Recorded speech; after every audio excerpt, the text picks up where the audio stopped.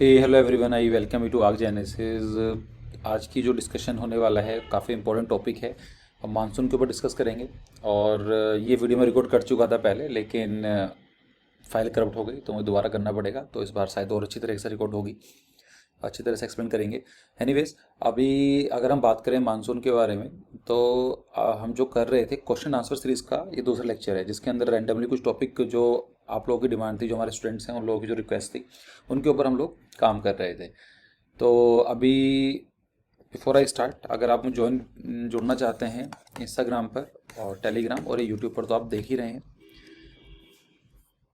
हम लोग अभी तक जो हमने डिस्कस किया था, वी हैव डिस्कस कि name of the books written by the famous architect, golden ratios, rule of thirds and nicknames of the state, direction of the monsoon wind. ये काफ़ी इंपॉर्टेंट टॉपिक है। मानसून बहुत ज़्यादा ज़रूरी है। लाइक आप exam उठा कर देखेंगे तो अभी 23 फरवरी को एग्ज़ाम हुआ है, उसमें क्वेश्चन पूछा गया है। Previous year question paper JE के अंदर भी रेगुलर क्वेश्चन पूछे गए हैं इस चीज़ के ऊपर।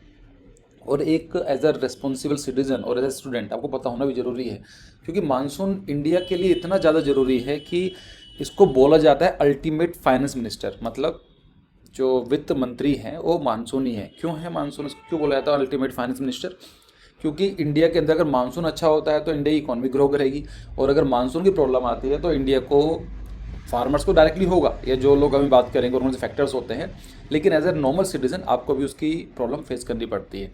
जैसे मैं फैक्ट बताता हूँ आपको, इंडिया के अंदर 60% जो पॉपुलेशन है वो डायरेक्टली और इनडायरेक्टली एग्रीकल्चर पर डिपेंडेंट है।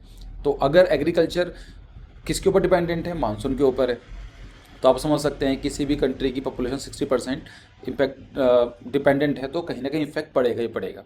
दूसरा फैक्ट अगर हम बात करें कि चलो ठीक है, रेनफॉल से क्या मतलब है, क्योंकि 60% एग्रीकल्चर में ऐसा क्या है, एग्रीकल्चर की अगर हम बात करें तो 2/3 जो लैंड है वो आज भी रेन फीड है।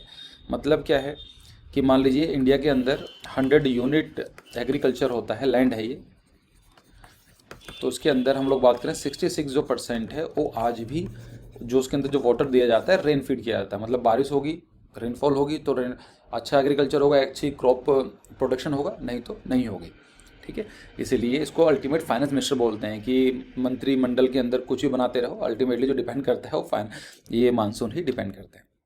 ठीक है, आपको चीज़ समझनी पड़ेगी। मानसून से स्टार्ट करेंगे आज हम लोग। काफ़ी में भी हो सकता है, क्योंकि जो लास्ट वीडियो बनाई थी वो अराउंड 1 घंटे की बनी थी, तो ये वीडियो भी काफ़ी लंबी जा सकती है। मैं ट्राई करूँगा कि इस बार थोड़ा जल्दी ख़त्म करने की।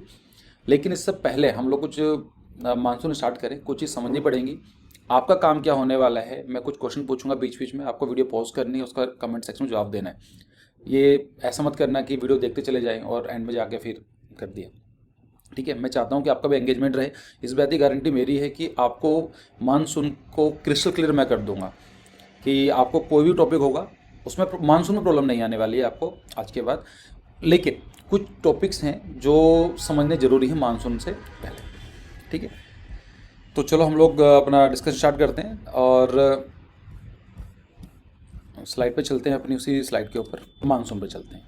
देखो, मानसून का मतलब क्या होता है कि इसका ओरिजिन जो वर्ड है, कुछ लोग बोलते हैं कि ये अरेबिक वर्ड है, क्योंकि अरेबिक ऐसा हुआ होता था। मानसून के बारे में जानकारी नहीं थी, लेकिन लोग बहुत टाइम से उसको यूज़ करते थे। Like they were using the monsoon pattern, but they don't know what is actually monsoon is. तो इसलिए बोला जाता है कि मानसून जो वर्ड आया है वो आया है अरेबिक वर्ड मौसम से, और जिसका मतलब होता है सीजन। कुछ लोग बात करते हैं कि हिंदी का जो है वो मानसून मौसम से ही कहीं ना कहीं निकला है। डिपेंड करता है आप क्या बात मानना चाहते हैं, but most of the students, most of the like the person, they are agree on this interpretation. कुछ लोग ये भी बोलते हैं कि मलेशिया का जो मलायन वर्ड है उसके थ्रू ही ये आया है।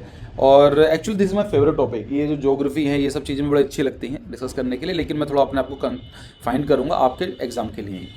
सो मानसून क्या है? आर दी सीजनल विंड्स, कि ये ऐसी सीजनल विंड्स हैं। मतलब क्या है कि कोई सीज़न रहेगा उसी में ही चलेंगी, ऐसा नहीं है कि हमेशा चलती हैं। कई सारी तरह की विंड्स होती हैं ना, आपने पढ़ा होगा ज्योग्राफी के अंदर, एनसीईआरटीज़ के अंदर। प्लानिटरी विंड्स होती हैं, मतलब पूरे प्लैनेट पे चलती हैं और रेगुलर चलती हैं। दूसरे की विंड्स होती हैं सीजनल विंड्स होती हैं, किस सीजन में चलती हैं। और तीसरे की विंड्स होती हैं लोकल विंड्स होती हैं, जो कुछ ही टाइम के लिए चलती हैं।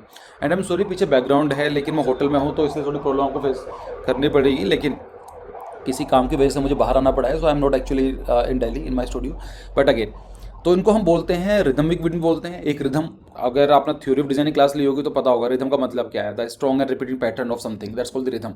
तो बार बार ऐसा हो रहा है, रिदम है। दूसरा है कि पीरियोडिक विंड्स होती हैं, एक पीरियड में चलती हैं, which reverse their direction with the change of season, जो अपनी डायरेक्शन चेंज करते हैं सीजन के साथ साथ। मतलब क्या है, बहुत सिंपल लैंग्वेज के अंदर, मान लीजिए विंड अगर ऐसा चल रही है इन जनवरी टू मे बी जून मान लेते हैं, ऐसा होता नहीं है, मैं बता रहा हूँ आपको। तो क्या होगा, जून के बाद इसकी डायरेक्शन की विंड अपोजिट हो जाएगी, रिवर्स हो जाती है।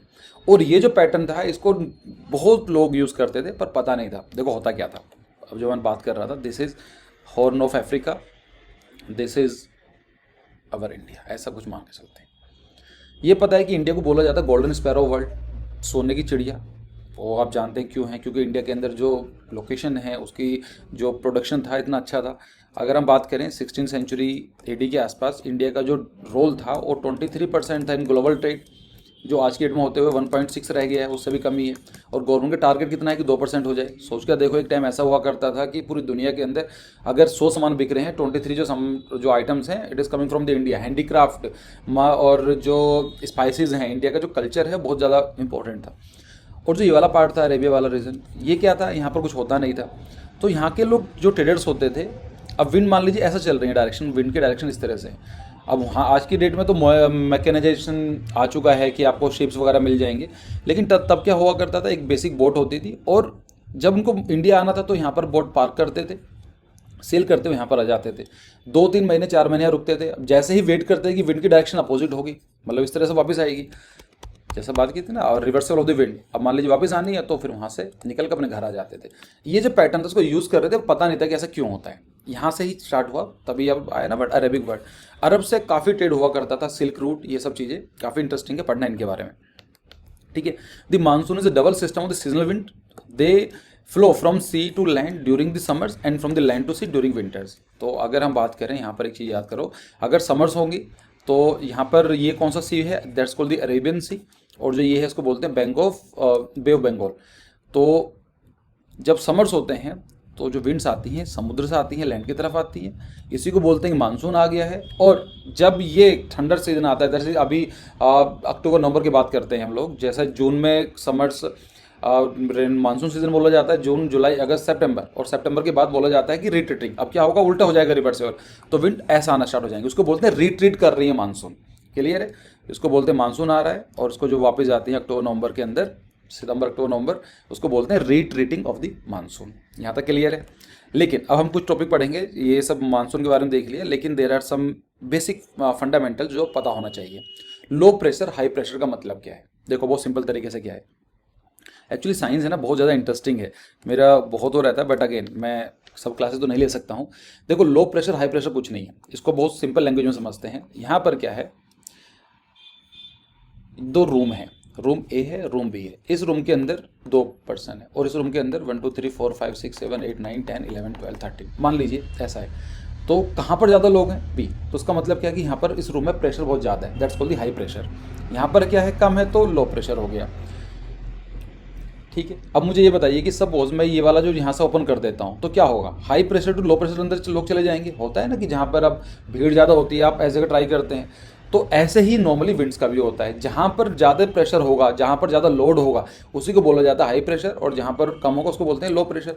इन दोनों के अंदर अगर आप ओपनिंग करते हैं, अलाउड कर देते हैं, तो क्या होगा, हाई प्रेशर से लो प्रेशर की तरफ पार्टिकल्स मूव होना स्टार्ट हो जाते हैं। ऐसे ही विंड्स में होता है। विंड ये हाई प्रेशर है मान लीजिए, और लो प्रेशर है, अगर आप अलाउड कर देंगे तो the particles from the high pressure to low pressure, और अल्टीमेटली अगर हम किसी और फोर्स को नेगलेक्ट कर देंगे और उसको ओपन करेंगे तो अल्टीमेटली क्या होगा, इक्विलिब्रियम आ जाएगा। यहाँ का भी सेम हो जाएगा, यहाँ पर भी हाफ आ जाएगा, और यहाँ पर भी, मतलब यहाँ का सेम प्रेशर हो जाएगा। ठीक है। तो जो विंड की डायरेक्शन होती है हमेशा high pressure to low pressure बनती है। यहाँ तक क्लियर है। एक पॉइंट आपको याद करना है कि जो आगे इसमें आएगा, हाई प्रेशर जो होता है नॉर्मली क्या बनेगा, जब विंड्स, ये बताइए, मान लीजिए ये चीज़ है और यहाँ पर 2 एग्जांपल लेते हैं, this is A and this is B. अगर मैं बोलता हूँ कि यहाँ पर विंड इस तरह से आ रही है, ऊपर से गिर रही है, बाहर दुनिया से इस जगह आ रही हैं, तो क्या मतलब होगा, यहाँ पर क्या बन जाएगा, हाई प्रेशर। यहाँ पर लोग आ रहे हैं ना, या फिर विंड के पार्टिकल्स हाई प्रेशर बनेगा। और मैं ये बोल रहा हूँ कि यहाँ से बाहर की तरफ जा रहे हैं, इस जगह रुक ही नहीं रहे हैं, तो यहाँ बनेगा लो प्रेशर। यहाँ तक भी क्लियर है पॉइंट आपको। एक चीज़ और याद करते हैं, जो वार्म विंड होती है वो लो प्रेशर होती है। जैसा धुआं देखा होगा आपने, स्मोक देखा होगा, और क्या होता है नॉर्मली ऊपर की तरफ जाता है, तो उसका मतलब क्या है कि अगर किसी जगह पर यहाँ सन है और यहाँ की लैंड है, ये मान लीजिए, इसका टेम्परेचर अगर गर्म हो गया तो यहाँ से ऑटोमेटिकली जो एयर होगी वो भी गर्म हो जाएगी, और जब गर्म एयर होती है तो ऊपर की तरफ मूव करना स्टार्ट कर देगी, वर्टिकली अपलिफ्टमेंट होता है। और जब ऊपर जाएगा तो यहाँ की जो विंड थी ऊपर चली गई, तो यहाँ बन जाएगा लो प्रेशर और ऊपर बन जाएगा हाई प्रेशर। यहाँ तक मुझे लगता है कि आपको प्रॉब्लम नहीं आनी चाहिए।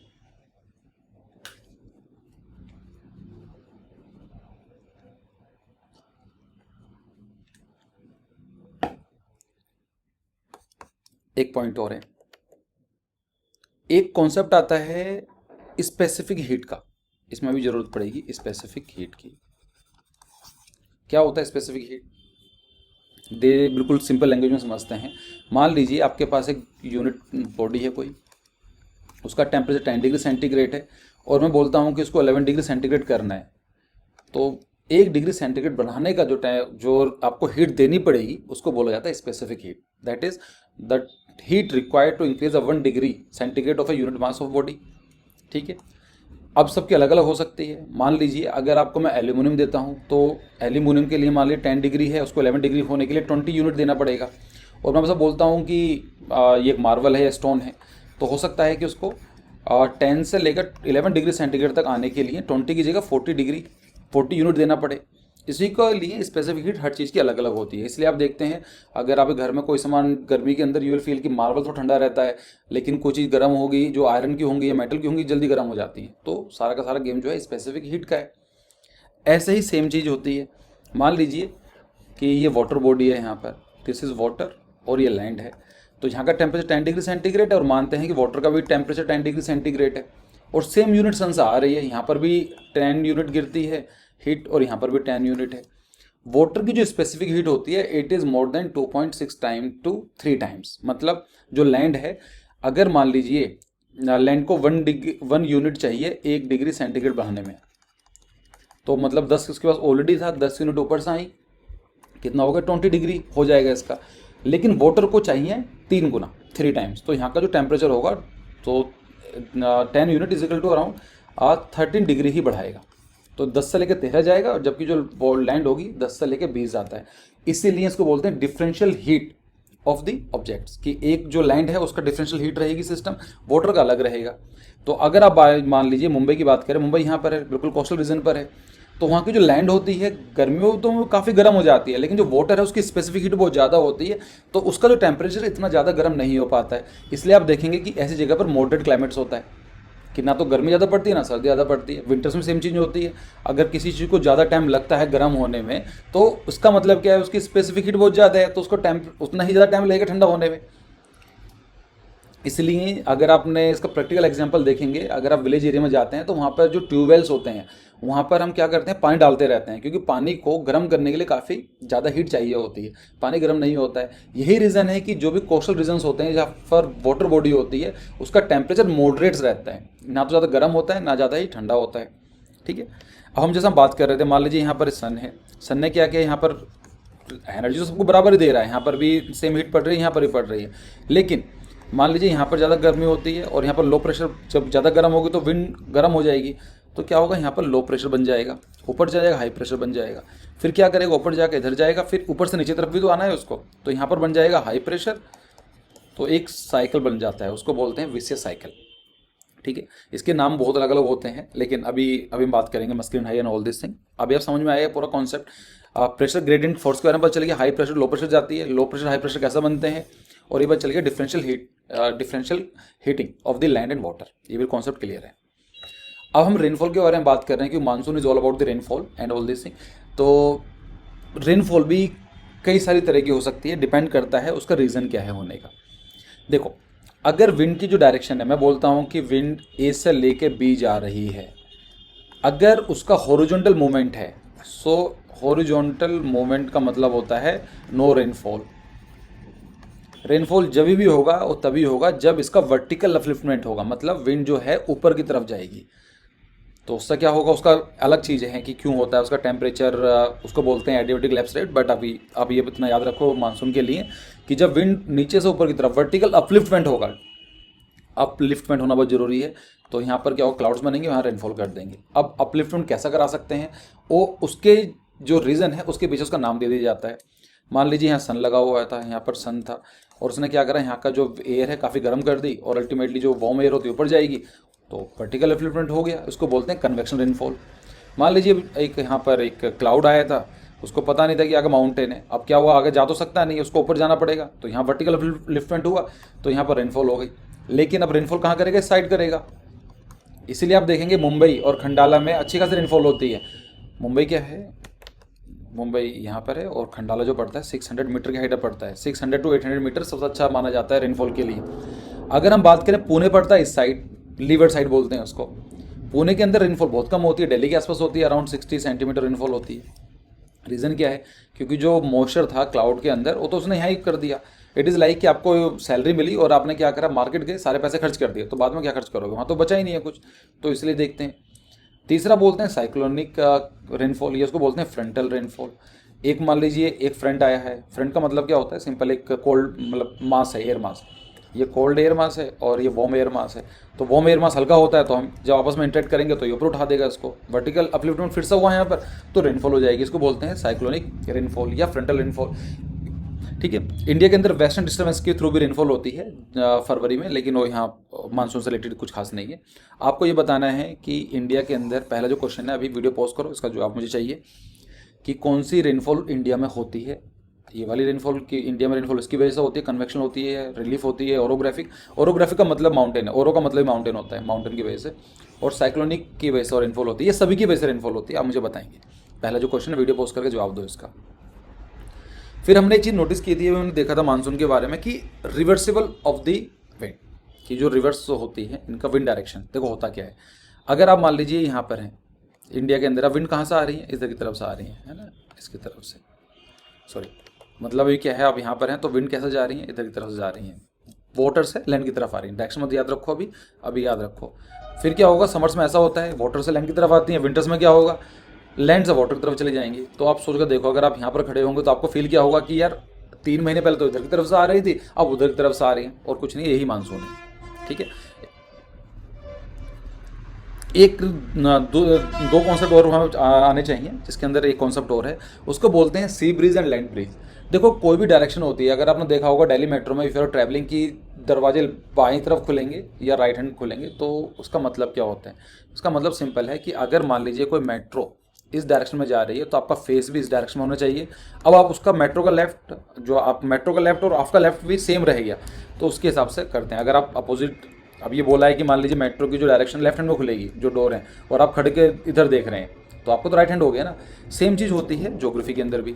अगर मान लीजिए कोई यहाँ पर रिवर आ रही है, रिवर की डायरेक्शन ऊपर से नीचे की तरफ आ रही है, that is north to south आ रही है, तो क्या होगा, तो अगर हम बोलते हैं कि डिस्ट्रीब्यूटरीज हैं रिवर की हैं ये, तो उसका लेफ्ट हैंड ट्रिब्यूटरी या डिस्ट्रीब्यूटरीज, या फिर राइट हैंड डिस्ट्रीब्यूटरीज होती हैं। सेम चीज़ होती है विंड्स की।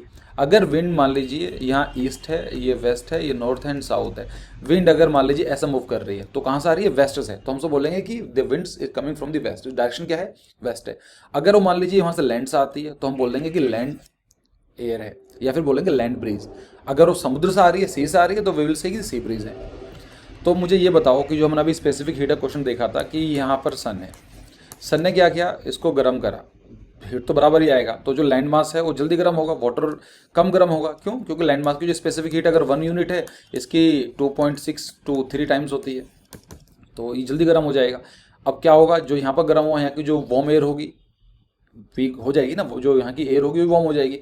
वार्म एयर हमें ऊपर जाती है तो वहाँ पर जाएगी, तो यहाँ पर क्या बनेगा, यहाँ बन जाएगा लैंड के ऊपर लो प्रेशर, ऊपर जाएगा तो यहाँ बनेगा हाई प्रेशर, फिर यहाँ से डिस्पर्स करेगी, यहाँ से फिर ऊपर से नीचे गिरेगा। तो जब नीचे विंड्स मैंने बताया था बहुत सारी विंड्स आती हैं, तो यहाँ क्या बनेगा, हाई प्रेशर और लो प्रेशर। तो अगर क्या बना, यहाँ पर हाई प्रेशर बना और यहाँ पर बना low pressure, the direction of the wind from the high pressure to low pressure, ऐसा होता है।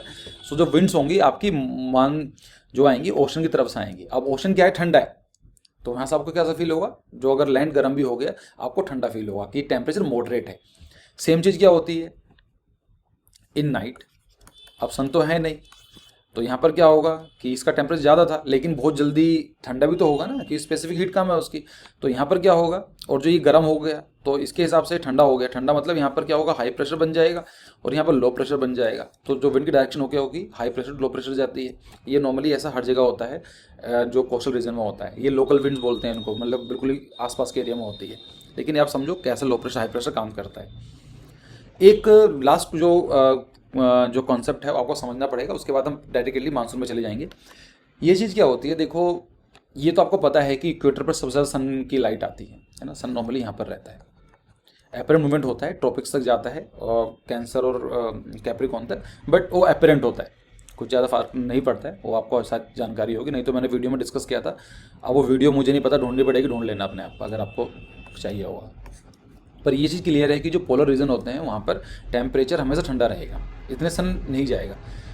अब मान लीजिए कोई बॉडी है, अगर आप कोई जैसा एक स्टिक है उसको गर्म करेंगे, आप यहाँ से फायर अप करना स्टार्ट करते हैं, तो क्या होता है यहाँ पर भी उसकी फील होगा, मतलब क्या बैलेंस करने की कोशिश करता है। सेम अर्थ के साथ भी होता है, यहाँ पर टेम्परेचर गर्म है, यहाँ पर ठंडा है, तो क्या होता है कि यहाँ से विंड चलती है इधर की तरफ, गर्म हवाएं चलती हैं इक्वेटर टू पोल, और पोल से आती हैं कोल्ड विंड, सो दैट की temperature of the over earth should maintain. ऐसा होता है, होना भी ऐसा चाहिए। ये बात की थी एक पर्सन था, उसका नाम था हेडली। हेडली ने यही बनाया। उसने बोला कि यहाँ से विंड गर्म होती है तो विंड ऊपर जाएंगी, लो प्रेशर बनेगा ऐसा ऊपर चले जाएंगी यहाँ से, और अर्थ ऐसा टेम्परेचर को मेंटेन करती है। कहीं ना कहीं तक बात कॉन्सेप्ट बहुत सही था, लेकिन क्या था, ये थ्योरी बेस्ड था। प्रैक्टिकल में क्या होता है, ये विंड जाने तो चाहिए ऊपर इस की तरफ, जाती भी हैं, लेकिन वो पोल के जाने से पहले ही नीचे आ जाती हैं, नीचे गिर जाती हैं। यहाँ पर एक फोर्स काम करती है, उसको बोलते हैं कोरियोलिस फोर्स। बहुत इंटरेस्टिंग फोर्स है, पढ़ना उसके बारे में भी, अभी मैं डिस्कस नहीं कर सकता हूँ। कोरियोलिस फोर्स के अपरेंट दिखती है हमें, ऐसा लग रही है, ठीक है। अगर होगा तो बता दूंगा मैं, मुझे अगर आप बोलेंगे तो समझा दूंगा उसको भी। तो विंड क्या होती है, एक्चुअली जाने तो चाहिए ऊपर तक, लेकिन वो क्या होता है नीचे गिर जाती है। फिर नीचे से होकर फिर हमारे 3 सेल बनते हैं, एक सेल ये वाला बनता है, दूसरा सेल ये वाला, तीसरा सेल, और ये इसका मिरर होता है। तो ये तो सेम ही चीज़ आप मानते हैं, वो बनेगा। आपको याद रखना है कि हेडली वाज अ पर्सन, और जिस बंदे ने, इसको बोलते हैं वन सेल थ्योरी, और उसको बोलते हैं 3 cell theory. Hadley was a person जिसने पहली बात की थी, और जिस बंदे ने जो 3 सेल थ्योरी दी थी उसका नाम था फेरल। लेकिन वो जानता था कि उसने कुछ नया नहीं करा है, उसने सिर्फ रिफाइन करा है। तो उसका जो पहला सेल था उसने बोला फेरल हेडली सेल, दूसरा सेल बोला इसने, लिखा नहीं है, फेरल सेल अपने नाम से बोला, और तीसरा सेल बोला उसने पोलर सेल। यहाँ तक भी क्लियर है। चलो अब हम बात करते हैं, अब कब आते हैं बिल्कुल मानसून के ऊपर। देखो, the monsoons are experienced in the tropical areas रफली between 20 degree north to 20 degree south, 20 degree north और साउथ के बीच। मतलब ये आपको देखने को मिलेगा मानसून, यहाँ पर देखने को मिल जाएगा, यहाँ पर देखने को मिल जाएगा, यहाँ पर भी देखने को मिलता है अफ्रीकन कंट्रीज में, और यहाँ पर भी कुछ देखने को मिलता है इस वाले पॉइंट में, कुछ पार्ट शायद यहाँ पर भी देखने को मिलते हैं। तो इसका मतलब क्या, मानसून इंडिया का नहीं है। हाँ, लेकिन अगर हम बात करें बेस्ट डेवलप्ड, वो इंडिया में ही हुआ है। अगर बात करें इंडिया के अंदर 4 सीजन होते हैं, जिसमें 4 में से 2 सीजन तो मानसून के ऊपर ही डिपेंडेंट होते हैं। The south west monsoon season rainfall received from the south west monsoon is seasonal in character. South west का मतलब क्या है, देखो अभी ये इंडिया है अपना, तो अगर हम बात करें यहाँ पर, ये ईस्ट है, ये वेस्ट है, ये नॉर्थ एंड साउथ है। तो जब रेनफॉल कहाँ से आएगी, जब विंड मॉइस्चर होगा, विंड के अंदर मॉइस्चर कहाँ से लेगी, वाटर से लेगी, मतलब नीचे की तरफ से आएगी, तो विंड ऐसा मूव करती है। इसलिए बोला जाता है कि साउथ वेस्ट विंड जो आती हैं इंडिया में मानसून रेनफॉल लेकर आती हैं, यहाँ पर जाएंगी, फिर क्या होगा, वापस आएंगी, तो वापस कहाँ से आती है, तो ये नॉर्थ ईस्ट से आती हैं। अभी हम और डिटेल में बात करेंगे, लेकिन जो क्वेश्चन था अभी आया था उसका जवाब आपको मिल गया होगा। The retreating monsoon, the month is October and November are known for the retreating monsoon. ठीक है, चलो आगे देखते हैं कौन कौन से फैक्टर्स हैं जो इन्फ्लुएंस करते हैं मानसून को। देखो, ऐसे बहुत सारे फैक्टर्स होते हैं which influence the monsoon formation. पहला आता है, इसके बारे में कुछ ऐसा भी स्टडी इतनी ज़्यादा है, हम लोग ऐसा सोचते हैं कि इंडिया के अंदर IMD, इंडियन मेट्रोलॉजिकल डिपार्टमेंट, वो जो बोलता है उसका उल्टा ही होता है, ऐसा एक परसेप्शन है। लेकिन आप समझो, हमारे माइंड में ये होता है कि यूरोपियन कंट्रीज या वेस्टर्न कंट्रीज हैं जो प्रेडिक्ट करते हैं, ऐसा ही होता है, बट इन रियलिटी ऐसा नहीं है। मानसून सिस्टम इतना कॉम्प्लेक्स है कि अगर वो यूरोपियन भी होते वो भी ठीक से प्रेडिक्ट नहीं कर पाते, तो वो चीज़ आपको भी समझनी है। ठीक है, तो फैक्टर्स तो बहुत सारे होते हैं, अभी मैं आपको बताऊंगा कुछ ऐसे फैक्टर्स जो आपने सोचे भी नहीं होंगे। इसके लिए एक स्टडी की गई थी, आई थिंक 1976 में, इंदिरा गांधी जी गवर्नमेंट थी, और मानसून बहुत बड़ा टॉपिक है इंडिया के लिए। तो इंडिया और रशिया ने एक स्टडी की थी, factors influencing to the monsoon in India. उसमें भी वहाँ पर भी काफ़ी डिटेल में डिस्कस किया गया था, लेकिन उसका नाम मुझे याद नहीं आ रहा है, उसका मैं कमेंट सेक्शन पिन कर दूंगा, आप उसको देख लेना बाद में, एक बार जाकर देखना पड़ेगा मुझे। तो वहाँ पर कहने का पॉइंट ये है कि there are so many factors which actually influence the monsoon system. 3-4 नहीं होते हैं, लेकिन कुछ हम थोड़ा पता होना भी ज़रूरी है। तो हम कहाँ पर थे कि बहुत कुछ फैक्टर डिपेंड करते हैं मानसून के लिए, ठीक है, जिसके अंदर कुछ इंपॉर्टेंट फैक्टर देख लेते हैं। The differential heating and cooling of the land, कि जो लैंड है उसका जो डिफरेंशियल हीटिंग, मतलब जो वाटर और लैंड है उसका टेम्परेचर जो होता है डिफरेंशियली चेंज होता है। वाटर जो होता है कम जल्दी गर्म होगा, कम गर्म होगा, और जो लैंड होती है ज़्यादा गर्म होती है, इसकी वजह से मूवमेंट भी स्टार्ट होती है। फिर एक होता है shifting of the position of the ITCZ, inter tropical conversion zone. देखो होता क्या है कि जैसा मैंने बताया था कि इक्वेटर पर गर्मी होती है तो यहाँ पर विंड ऊपर की तरफ जाती है, ऐसा मूव करती हैं। ये 1 सेल थ्योरी थी। 3 सेल थ्योरी में क्या होता है, वो ऐसा मूव कर जाती हैं। तो यहाँ पर कहने का मतलब लो प्रेशर बनता है और यहाँ पर बनता है हाई प्रेशर। सेम चीज़ यहाँ पर भी हाई प्रेशर बनेगा। जो विंड्स आएंगी आपस में जहाँ पर टकराती हैं उसको बोलते हैं ITCZ। और जो हाई, जो ये बीच वाला इक्वेटर है, इक्वेटर पर रहता है नॉर्मली, लेकिन जैसे जो सन मूवमेंट होता है, मैंने डिस्कस किया था क्लास में, वो भी ऊपर की तरफ जाता रहता है, ट्रॉपिक्स पे जाता है, फिर ऐसा मूव करता है। जैसे ही इक्वेटर की ये जो सन है ऐसा मूव करता है, ITCZ भी ऊपर नीचे शिफ्ट होता है, ठीक है। तो यहाँ पर लिखा है ना, the 0.5 degree north to the equator is known the monsoon monsoon trough during the monsoon season. The presence of high pressure area east of the Madagascar. देखो मेडागास्कर कहाँ पर है, अगर मैं आपको थोड़ा सा इंडिया का मैप ये बताता हूँ, थोड़ा सही नहीं बना है बट अगेन, तो ये तो क्लियर है कि मान लीजिए जो यहाँ से ट्रॉपिक ऑफ कैंसर ऐसा पास होता है हमारे इंडिया से, ठीक है। यहाँ पर मतलब कुछ इस तरह का है। समर्स में क्या होता है, जो ये वाला पार्ट है पंजाब, हरियाणा, राजस्थान, यूपी वाला बहुत गर्म हो जाता है। तो जब गर्म होने का मतलब क्या होगा, जो यहाँ की विंड्स होंगी वो भी काफ़ी गर्म हो जाती हैं, और जो विंड्स क्या होती हैं ऊपर की तरफ स्टार्ट हो जाती हैं। सेम चीज़ होती है इंडिया के अंदर, जो हिमालय जो रीजन है इसके पीछे तिब्बतन प्लेटू है, तिब्बतन प्लेटू है, उसको बोला जाता है रूफ ऑफ द वर्ल्ड, दुनिया की छत, वो भी गर्म हो जाती है।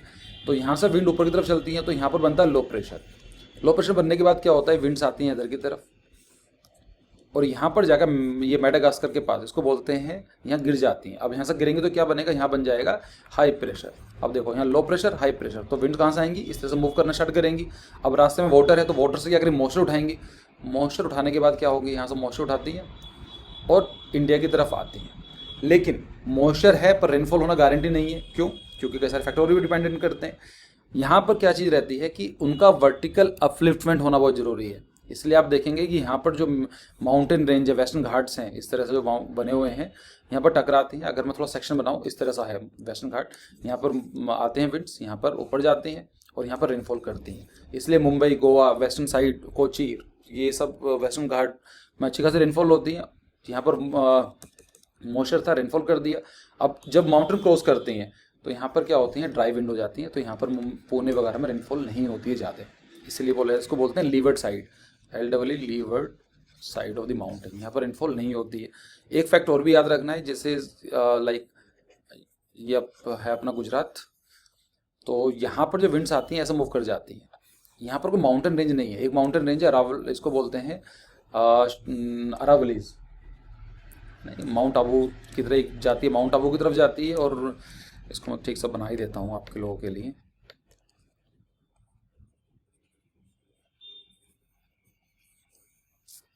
देखो यहाँ पर ही दिल्ली है, इसको बोलते हैं दिल्ली रिज। यहाँ से माउंटेन रेंज चलती है और एक जाती है ऐसे, इस तरह से आती है। अब जो विंड्स आ रही हैं वो ऐसे जाती हैं तो उसको बिल्कुल पैरेलली पास करके चली जाती हैं। अरावलीज रेंज है इसकी, इसको बोलते हैं माउंटेन रेंज से स्टार्ट होती है। एक विंग जाती है इसकी माउंट आबू, और माउंट आबू के अंदर दिलवारा टेम्पल है। It is the highest pilgrimage temple for the Jainism in the world. अब जो विंड होती है डायरेक्टली पैलेट चली जाती हैं। अब उसका वर्टिकल अपलिफ्टमेंट तो हुआ ही नहीं है, तो वर्टिकल अपलिफ्टमेंट नहीं होगा तो रेनफॉल नहीं होगी। इसलिए आप देखेंगे गुजरात और ये राजस्थान वाला रीजन है काफ़ी सूखा रीजन है, अरिड रीजन है, ठीक। तो ऐसा एक काम करते हैं। तो मेडागास्कर के ऊपर जाकर गिरती है, जो उसी जो हाई प्रेशर बोला जाता है। यहाँ से एक्चुअली क्या होता है, टाइम कंस्टेंट होना तो समझाने बहुत प्रॉब्लम आती है, मन तो करता है आपको सब कुछ बताऊँ मैं, लेकिन चलो थोड़ा सा देखो इस तरह से। यहाँ से हाई प्रेशर बनता है, यहाँ गर्म हो जाता है, लो प्रेशर बनेगा यहाँ पर, ये विंड इसकी तरफ आती है और यहाँ पर हॉर्न ऑफ अफ्रीका और दैट इज़ मेडागास्कर, यहाँ पर गिरती हैं। तो यहाँ पर बन जाएगा हाई प्रेशर, और विंड की डायरेक्शन क्या होती है, high pressure to low pressure, ऐसा विंड्स करती हैं। तो साउथ वेस्ट की तरफ से आती हैं, that's called the south west monsoon होता है। इसी रीजन को यहाँ पर हाई प्रेशर बना, इसको बोलते हैं मैस्करीन हाई। मैस्करीन हाई नाम है, जरूरी नहीं है एग्जाम में, लेकिन आपको जीके अगर इंटरेस्ट है तो पढ़ने के लिए। और क्या क्या फैक्टर्स इन्फ्लुएंस करते हैं, Tibetan प्लेटू roof of the world बोला जाता है, ये भी काफ़ी गर्म हो जाता है, तो गर्म होगा तो विंड ऊपर जाएंगी, लो प्रेशर बनाती हैं तो उसको इंटेंसीफाई करती हैं। फिर होता है TEZ, दैट इज ट्रॉपिकल स्टेबिलिजेट, छोड़ दो इसको। F Indian ocean dipole, dipole का मतलब होता है कि दो, डाई का मतलब टू एंड पोल का मतलब पॉइंट। तो ये देखा जाता है कि जैसे अपना ये इंडिया है, अपना भारत, इसको बोलते हैं अरेबियन सी और उसको बोलते हैं बे ऑफ बंगाल। ये देखा जाता है कि इसका टेम्परेचर, इस वाले अरेबियन सी का और इसका टेम्परेचर थोड़ा डिफरेंस आता है, इसको बोलते हैं इंडियन ओशन डाइपोल। इनका टेम्परेचर डिफरेंस होता है, उसका भी मानसून इफेक्ट पड़ता है। अब ये इंडियन ओशन, एक आता है पॉजिटिव इंडियन ओशन डाइपोल, एक आता है नेगेटिव इंडियन ओशन डाइपोल। तो इतना जरूरी नहीं है, मैं बता देता हूँ। पॉजिटिव का मतलब होता है कि अरेबियन सी का जो टेम्परेचर है वो ज़्यादा गर्म है और बे ऑफ बंगाल का इतना गर्म नहीं है, तो उसको बोलेंगे पॉजिटिव। अगर उल्टा हो जाता है, अरेबियन सी का टेम्परेचर थोड़ा सा गर्म है और बे ऑफ बंगाल का ज़्यादा गर्म है, उसको बोलते हैं negative Indian ocean dipole. But again ये एग्जाम के लिए, आपके लिए तो बिल्कुल भी जरूरी नहीं है, बहुत ही डिटेल में। अब हम बात कर रहे थे कि क्या इन्हीं फैक्टर से इम्पैक्ट पड़ता है इंडिया के एग्री उस पर, मानसून पर। नहीं, एक मैं पढ़ रहा था 2015 की स्टडी है, तो आप भी देख सकते हैं, the trees in Russia impact monsoon in India. Russia के जो ट्रीज हैं उनका इम्पैक्ट क्या पड़ता है इंडिया के मानसून पर। तो मेरा कहने का मतलब सिर्फ ये है कि ज्योग्राफिकल फिनोमिनाज में पता नहीं होता कौन कौन से फैक्टर्स में पार्टिसिपेट कर रहे हैं। यहाँ तो पॉइंट क्लियर है। अब हम लोग आते हैं टॉपिक के ऊपर, मैकेनिज्म क्या है। देखो क्या होता है कि अगर सिंपल देखेंगे तो यहाँ पर लो प्रेशर बनता है, जो ITCZ है, मतलब जो यहाँ पर जो इक्वेटर वाला पार्ट है जहाँ पर दोनों विंड्स मूव करती हैं, वो ITCZ यहाँ पर ट्रैवल करता है। तो यहाँ पर बहुत गर्मी होती है, गर्मी बनेगी तो यहाँ लो प्रेशर बनेगा, लो प्रेशर जाएगा तो फिर बाहर की तरफ जाता है और मैस्करीन हाई पे जाकर गिर जाता है, फिर वहाँ से विंड आती है। तो यहाँ पर वही है, the location of ITCZ shift north and south of the equator होता रहता है।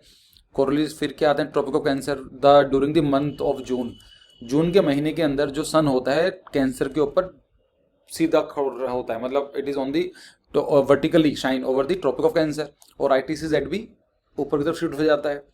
The south is trade wind of the southern hemisphere cross the equator and start blowing from the thing. इतना आपको जरूरत नहीं है, बस इतना सिंपल समझो यार, इसमें भूल जाओ ये सब चीज़ें।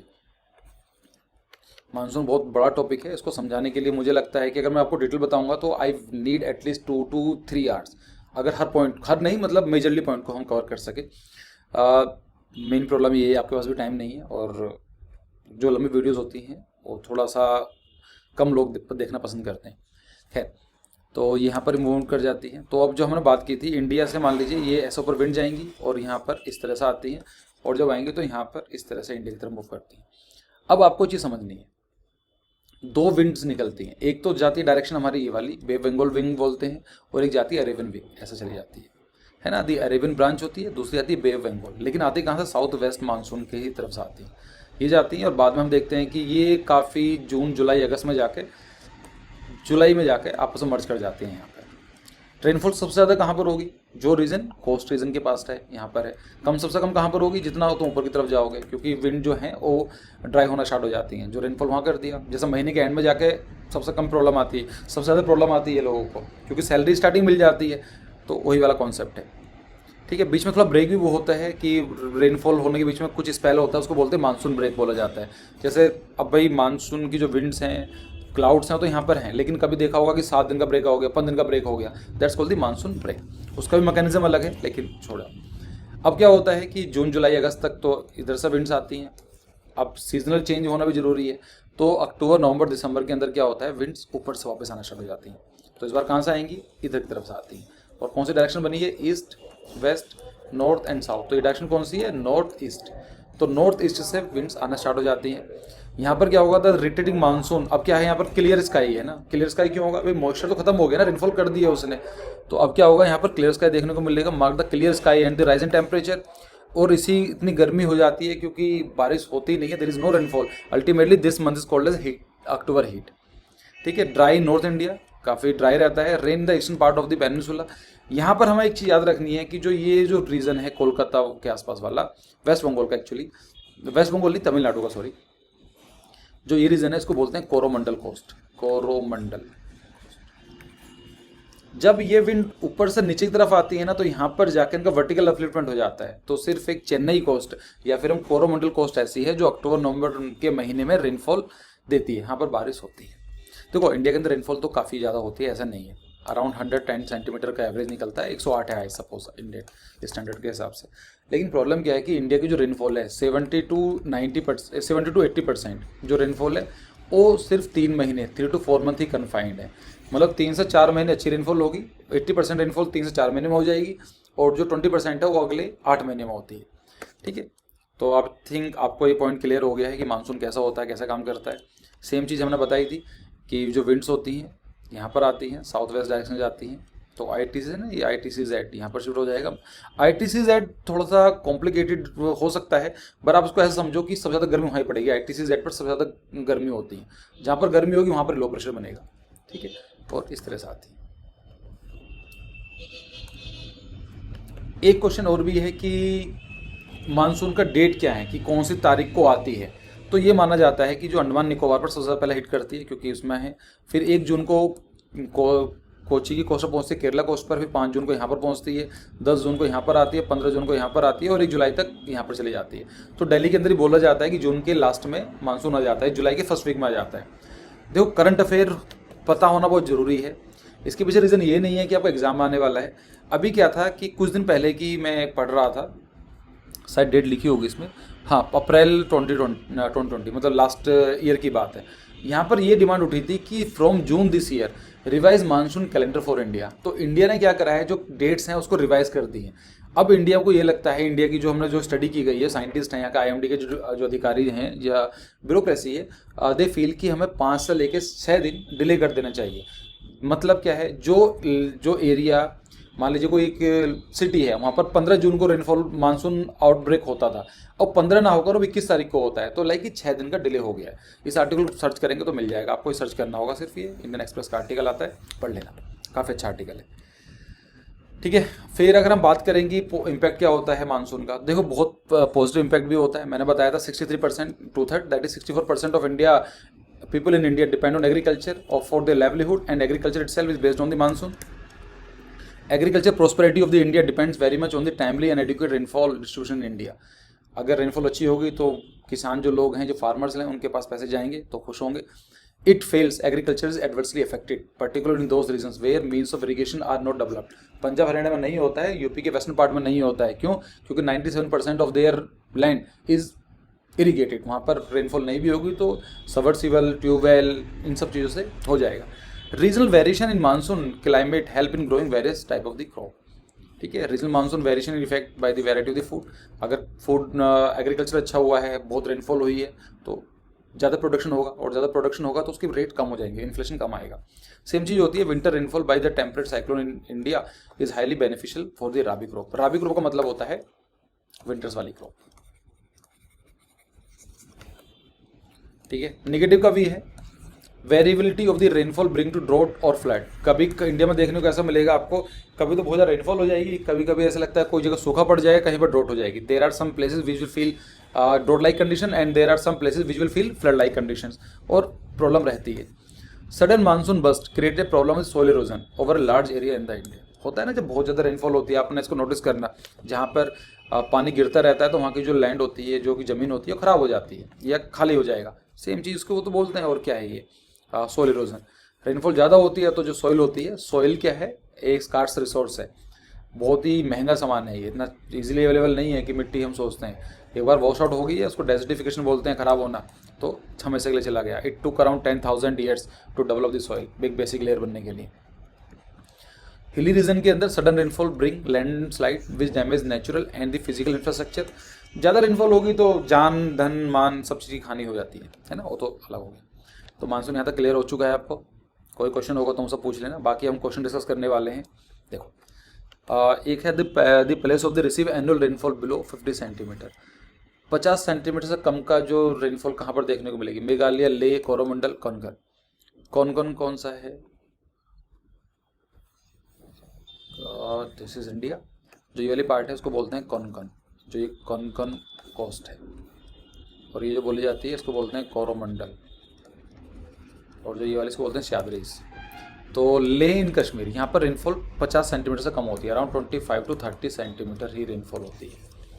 ठीक है, इसका सही ऑप्शन क्या हुआ? लेह इन कश्मीर। दूसरा क्वेश्चन देखते हैं, which one of the following state receive the highest rainfall during winter month. तो बताया था ना, विंटर्स का मतलब अक्टूबर नवंबर दिसंबर, तो कौन सा होगा? तमिलनाडु के अंदर। रिटेटिंग मानसून में सिर्फ तमिलनाडु कोस्ट पर ही, कोरोमंडल कोस्ट पर रेनफॉल होती है। क्लियर है। Next, Mumbai receive more rainfall than Pune. Mumbai के में रेनफॉल ज़्यादा होती है पुणे, जबकि उनका सेम लैटिट्यूड है, लगभग सेम ही जगह पर है। क्यों है? तो Mumbai is on the windward side, Pune is at a greater elevation, Mumbai is a coastal city, Pune has greater vegetation than Mumbai. इसका जवाब मुझे देंगे क्या है? वैसे बता दूं मैं इसको, देखो वेजिटेशन से कुछ खास फर्क नहीं पड़ता है, वेजिटेशन वहीं ज़्यादा होती है जहाँ रेनफॉल ज़्यादा होती है, तो ये गलत हो गया। मुंबई कोस्टल सिटी है, तो कोस्टल सिटी का कुछ ऐसा पॉइंट नहीं होता है, क्योंकि ऐसा कुछ खास नहीं है, माउंटेन्स के ऊपर डिपेंड करता है। Pune is at a greater elevation, नहीं ऐसा नहीं है। Mumbai is on the windward, windward का मतलब क्या है? ऐसा, ये माउंटेन है तो यहाँ पर विंड आती है, ये जो ये वाली साइड होती है दैट्स कॉल्ड द विंडवर्ड, और जो ये वाली साइड होती है that's called the levered side. तो जो पुणे है यहाँ पर बसा हुआ है, इसलिए रेनफॉल यहाँ पर कम होती है। Next, which one of the following shows the correct sequence of the places in the descending order of average summer rainfall. इसका जवाब मुझे दो कमेंट सेक्शन में। दूसरा क्वेश्चन है, मैंने आपसे बात की थी 3 क्वेश्चन पूछूंगा आपसे, पहला क्वेश्चन मैंने पूछ चुका हूँ, दूसरा क्वेश्चन ये, इसका जवाब दो। क्वेश्चन नंबर 4 का ऑप्शन मैं इसका जवाब नहीं दूंगा। Fifth question, heavy rainfall during the month of the October and November is received by. अक्टूबर नवंबर के महीने में रेनफॉल कहाँ पर होती है? तो कोरोमंडल कोस्ट या फिर चेन्नई कोस्ट या तमिलनाडु कोस्ट, सेम ही चीज़ें, याद कर लेना इनको, कंफ्यूज मत होना एग्जाम में। गारो खासी जयंतिया कहाँ पर है? एनीवन? तो देखो गारो खासी जयंतिया का क्या है,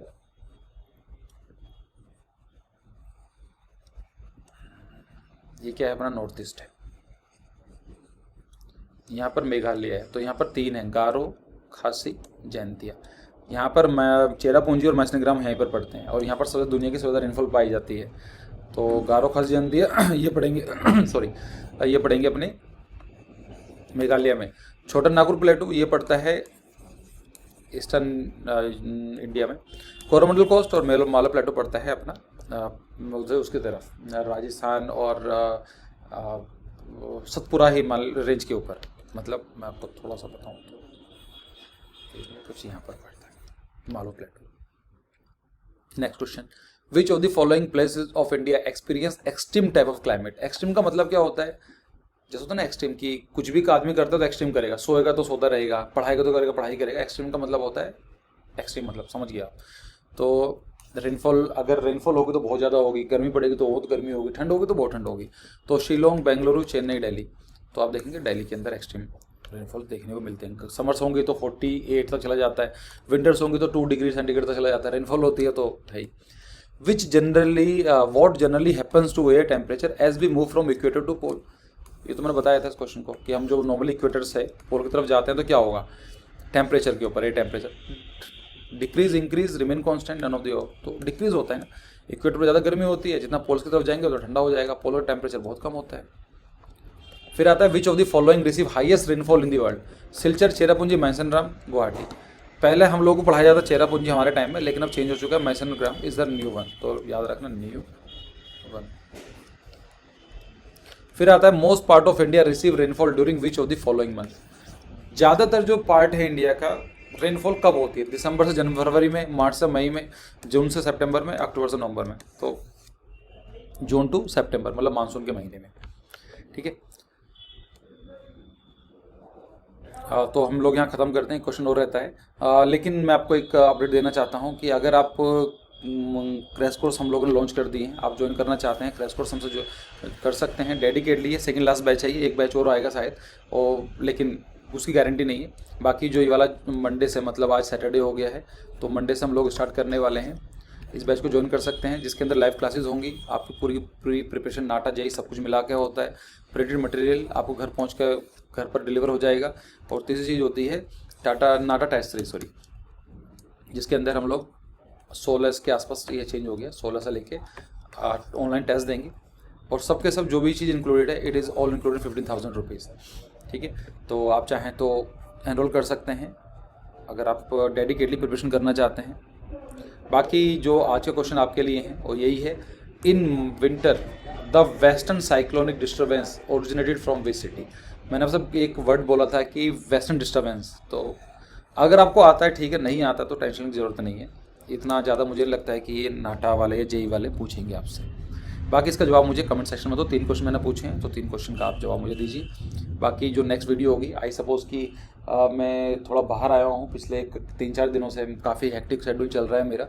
बट अगेन मैं आपका एग्ज़ाम भी है, तो मैं नहीं चाहता था कि कुछ अगर आर्क जेनेसिस तरफ से कुछ आपकी पढ़ाई में आपके जो कैरियर के ऊपर कंट्रीब्यूशन कुछ हो सके, तो आई एम रियली अप्रिशिएटेड।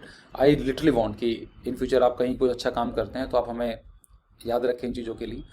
तो बाकी भी हम लोग वीडियो इस तरह से क्वेश्चंस हम लोग डिस्कस करते रहेंगे।